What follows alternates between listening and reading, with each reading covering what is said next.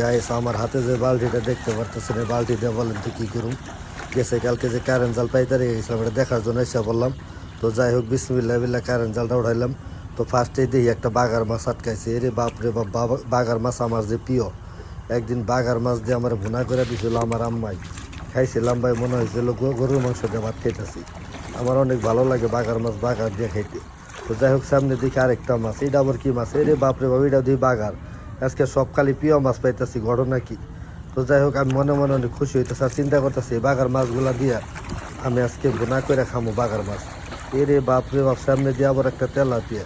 Tilapia আমার প্রিয় মাছ, কারণ তেলাপিয়া ভাজা খেতে অনেক স্বাদ লাগে।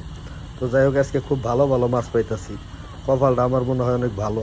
তো যাই হোক সামনের দিকে আমি এগাইতে থাকি, দেখি আরও কি মাছ পাই। আলহামদুলিল্লাহ তিনোটা মাছই তাজা, একবার টাটকা। নদীর যেমন পানি চকচকা তেমন মাছও চকচকা। তো অনেক সুন্দর মাছ। এরে বাপরে বাবি মাছে দিয়ে আবার সুই একটা আটকে গেছে ছোটো। সামনে যা দিয়ে এরে বাপরে বাবি নেও দিয়ে আবার আরেকটা তেলাইবে আটকেছে। এই দিকটা মনে হয় তেলাইবার জায়গায় ছিল, সব তেলাইবে আমারটার মধ্যে আটকে গেছে।